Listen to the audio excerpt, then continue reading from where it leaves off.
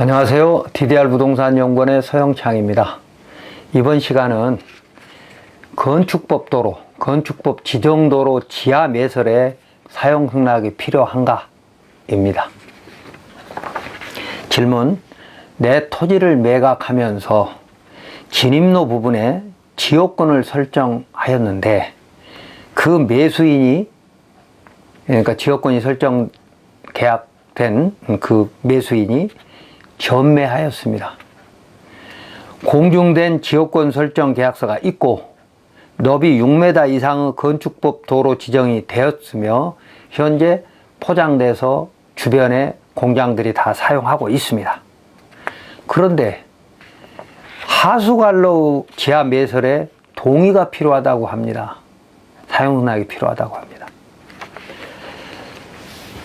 질문입니다. 자, 그림을 보시면 왼쪽이 2차선 도로, 2차선 도로에서부터 지금 빨간 화살표들이 전부 건축법 도로로, 건축법 2조 및 45조에 따라 건축법 도로로 지정이 돼서 지정 공고되고 도로관리대장이 올라간 도로입니다.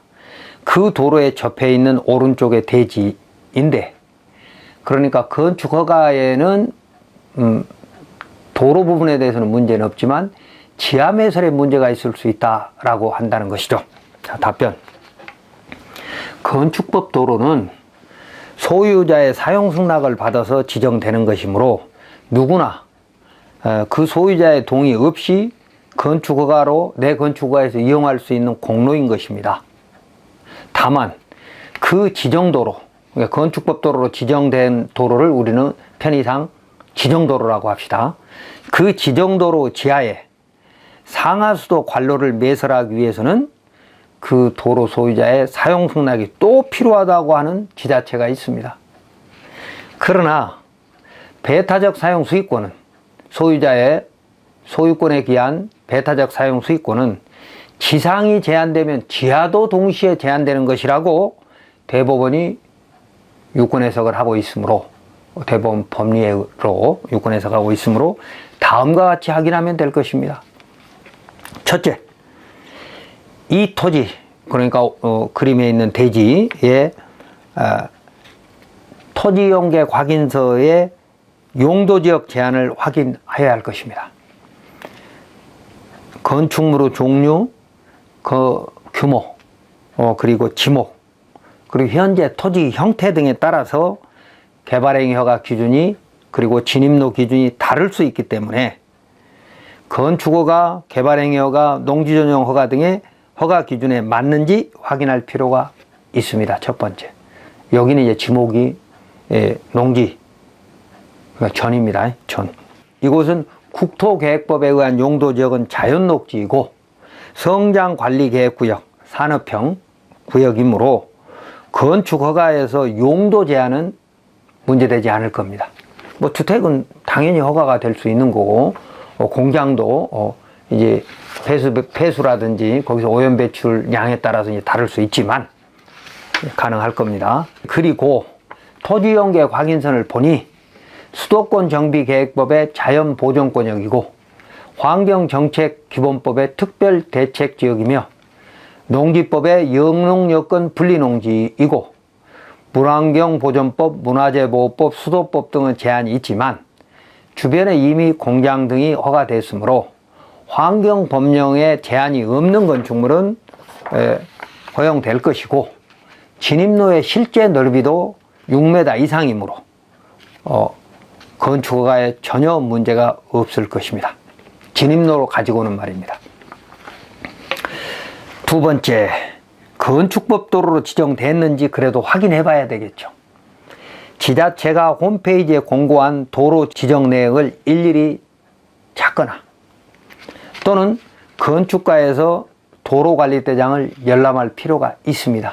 기본을 대면 이제 그게 건축법 도로도 아니다, 이걸 이제 말씀해 줄 수도 있고, 또 그 지번을 가지고 토지용계 확인서에서 확인할 수도 있는데 그건 이제 2009년 8월 13일부터니까 그 이전의 것은 토지용계 확인서에 안 나올 수도 있거든요.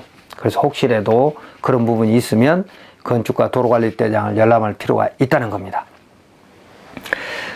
그래서 그 지정 공고를 한번 찾아봤더니 여기는 2016년 12월 12일 날 공고를 했습니다. 지자체장이.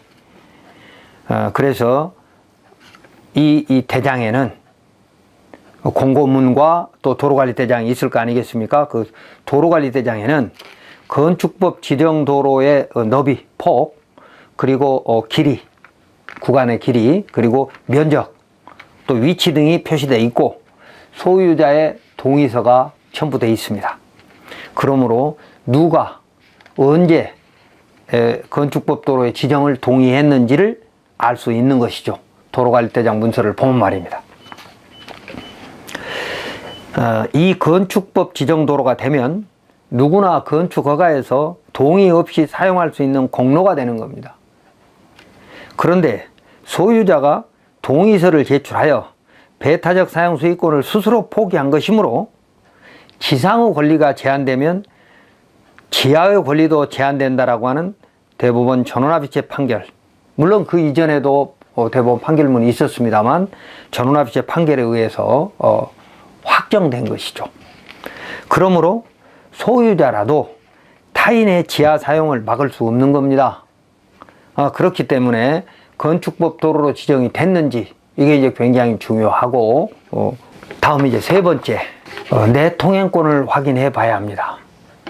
내가 내 땅이라 하더라도 또 내 대지 앞에, 내 땅 앞에 그 접도한 도로가 지목이 도로이고 뭐 형태가 다 통행이 가능하고 누구나 쓰는 것처럼 보여도 나한테 통행권이 없을 수도 있거든요.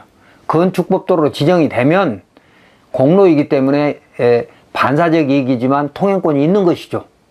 건축허가를 함으로써, 그러니까 선행 건축허가에서 건축법 도로를 지정함으로써 내한테 통행권이 생기는 거예요. 그러나 그게 아니라면, 건축법 도로 지정이 안 됐거나 애매하다면 내 통행권을 확인해 봐야 되겠죠.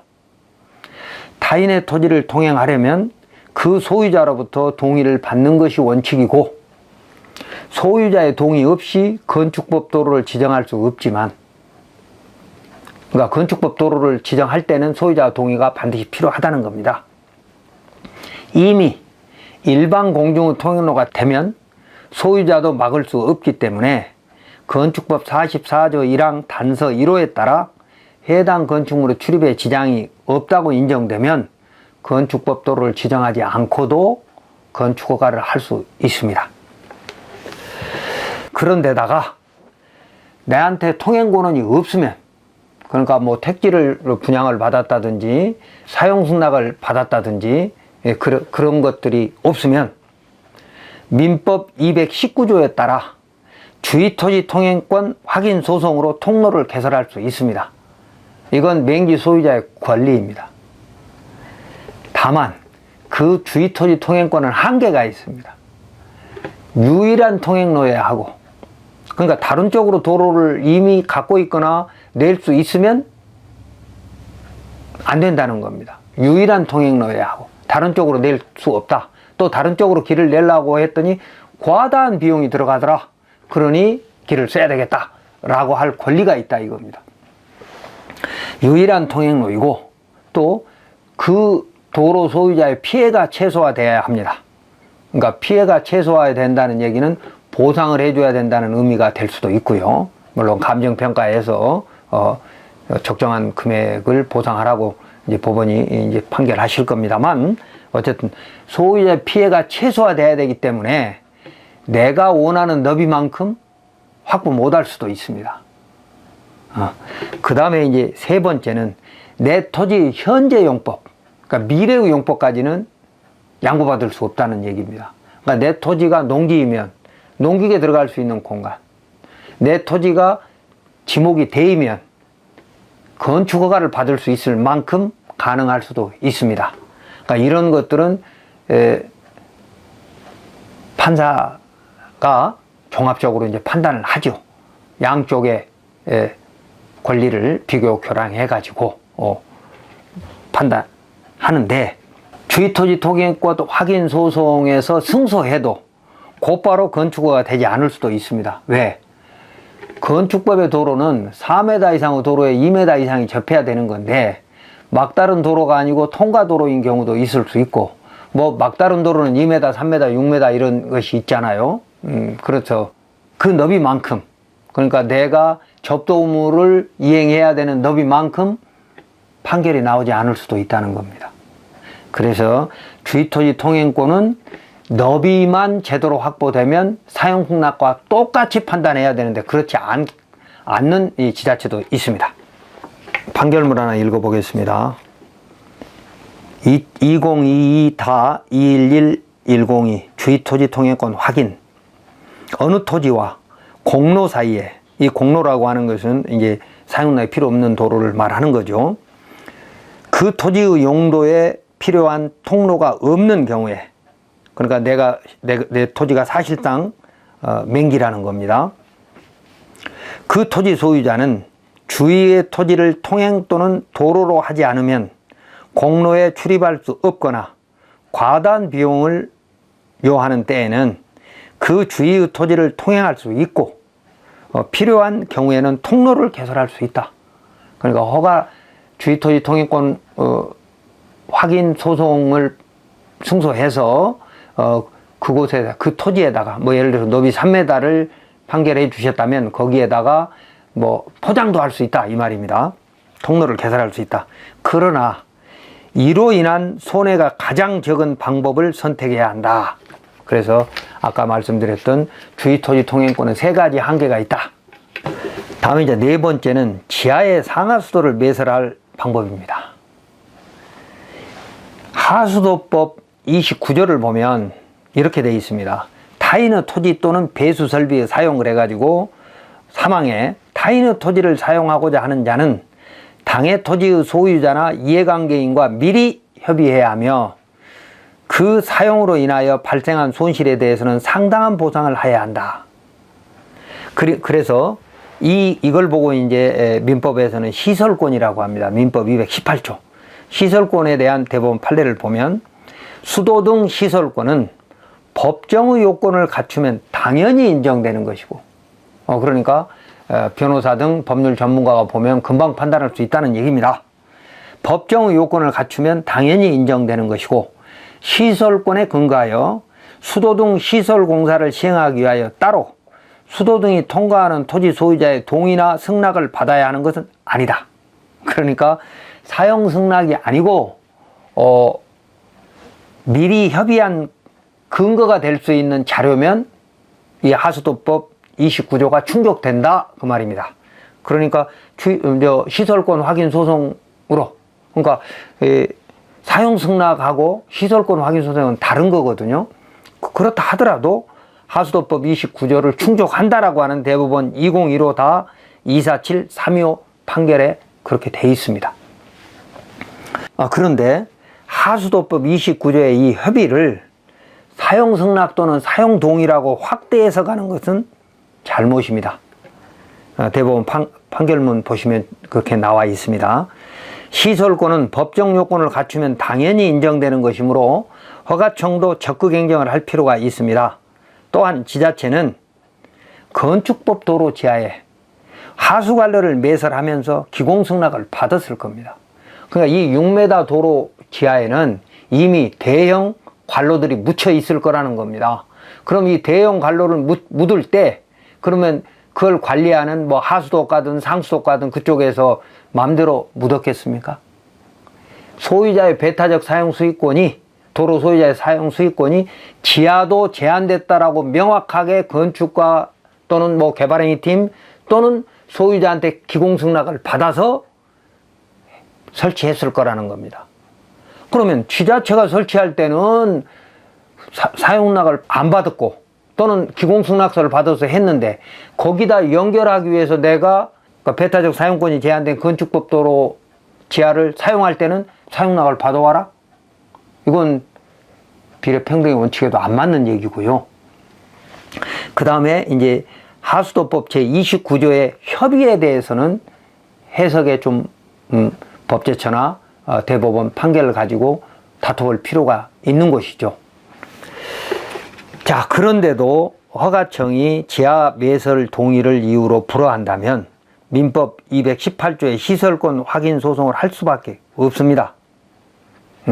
그러니까 대법원 판례를 가지고 지상이 제한되면 지하도 제한되기 때문에 이 하수도법 29조의 협의는 소유자하고 원만하게 대화하는 정도를 협의로 볼 거냐, 아니면 소유자한테 어떤 식으로든 소송을 통해서라도 시설권 확인을 받아와야 될 거냐, 이 부분에 대해서는 이제 중앙행정부가, 그러니까 국토부 등이 해석을 해야 될 것이나, 유권 해석을 명확히 해야 될 것이나, 만약에 시설권 소송만이라도 해오라고 한다면 할 수밖에 없죠. 그런데 대부분의 지자체는 2019년 1월 24일 대법원 전원합의체 판결에서 지상의 권리가 제한되면 지하도 제한되는 법리에 따라 소유자 스스로 배타적 사용 수익권을 포기한 근거가 명확한 곳, 그러니까 이렇게 건축법 지정도로 같은 곳, 이런 곳은 사용 동의를 요구하지 않고 있습니다. 물론 하수도법 제29조에 의해서 협의를 사용 승낙으로 끝까지 봐야 되겠다라고 하는 데서는 이제 하수도가가 보완을 명령을 하겠지요. 뭐 그때는 이제 시설권 소송으로 하거나, 아니면 불허를 하게 되면, 또는 반려를 하게 되면 그 지자체를 상대로 소송을 해보는 방법이 있겠습니다. 민법 218조는 이리 되어 있습니다. 수도 등 시설권. 토지 소유자는 타인의 토지를 통과하지 아니하면 필요한 수도, 소수관, 가스관, 전선 등을 시설할 수 없거나 과다한 비용을 요하는 경우에는 타인의 토지를 통과하여 이를 시설할 수 있다, 이렇게 되어 있습니다. 물론 이때 이제 보상을 해야 되겠죠.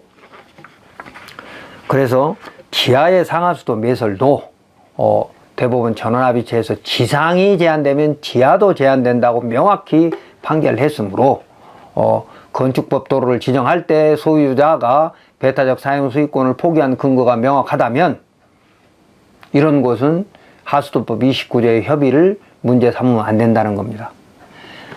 다만 특별한 사정이란 이런 거죠. 지상만 동의하겠다 라고 했다면 지하는 새로 동의를 받아야 되는 것이 원칙이고, 그런 특별한 약정이 없었다면 지상과 지하는 동시에 제한된 것으로 봐야 한다는 것입니다. 다음 5번째, 그렇다 하더라도 허가청의 재량적 판단을 미리 확인해 볼 필요는 있는 것이죠. 건축법 및 국토계획법은 추상적이므로 그 법조문의 해석에 이견이 있을 수 있습니다. 그러니까 국민이 해석하는 거, 또 변호사가 해석하는 거, 지자체 허가 공무원이 해석하는 거 다를 수 있죠. 그러므로 만약에 내가 내 토지를 매도하기 위해서 내 토지의 정당한 가치를 찾으려면 먼저 건축허가나 신고를 신청하거나 민원처리법에 의한 사전심사를 통하여 허가청의 공식적 의견을 문서로 확인할 필요가 있습니다. 만약 허가청이 지하 매설에 동의가 필요하다고 하면 대법원 판례로 담당자를 편하게 해줄 필요도 있고, 물론 요즘 그 실무자들은 굉장히 많이 배웠기 때문에 대법원 판례로 내 케이스는, 이번 허가는 건축법 도로로 전부 6m 이상으로 지정이 됐고 그 도로관리장이 있는 곳이므로 지상과 지하가 동시에 제한돼서 하수도가 협의는 본인이 동의하지 않기 때문에 어쩔 수 없다라고 얘기를 하면 그 하수도가에서 협의한 것으로 봐줄 수도 있다는 얘기입니다. 그래서 담당자를 편하게 해줄 필요가 있고, 만약에 담당자 설득이 안 돼서 반려 또는 불허된다면 허가청을 상대로 불허처분 취소 소송을 하거나 그 도로 소유자를 상대로 지하에 시설권 확인 소송을 해서 판결문을 제출할 수밖에 없을 겁니다. 그리고 건축허가는 2년 내에 착정하면 되고, 건축신고는 1년 플러스 1년이죠. 착공하면 되고, 매수자에게 또 이 허가권이 그대로 승계될 수도 있고, 또 설사 취소된다 하더라도 도로 부분에 대해서, 그리고 또 지하 부분에 대해서는 이미 선행허가에서 문제 해결이 됐으므로 다시 재허가를 또는 재신고를 해도 문제되지 않을 거라는 거죠. 그래서 허가를 신청해 보는 것도 하나의 방법입니다. 다음 이제 정리하면, 이번 시간 정리하면, 내 토지의 진입로가 이미 건축법 도로로 지정돼 있고 공증된 지역권 설정 계약서가 있으면 건축허가에서 하수관로 연결해 사용락이 필요하지 않아야 할 것입니다. 그런데도 대법원 전원합의체 판결을 무시하고 하수도법 제29조의 협의를 사용승낙이라고 주장하면서 반려하는 지자체가 있을 수 있습니다. 이때는 부동산 전문 변호사를 선임하여 처분청을 상대로 행정심판 또는 행정소송을 하거나 소유자를 상대로 시설권 확인 소송을 하면 될 것입니다. 그리 어렵지 않습니다. 그러므로 허가청의 공식적인 의견을 확인하기 위해서 민원처리법에 의한 사전심사를 신청할 수 있고 또는 허가를 미리 받아두면 좋은 가격으로 매도할 수 있으므로 건축사 및 토목사무실의 도움을 받아서 허가를 받는 것이 좋을 수도 있습니다. 그런 비용은 한 800에서 1000만 원 정도 이렇게 소요되니까 그걸 받아서 또 매수자에게 권리를 승계하면서 그 돈을 또 허가 비용까지 받을 수도 있기 때문에 저는 막강한 허가권자의 재량권을 지금 허가를 통해서 확인해 보는 것도 의미가 있다고 생각합니다.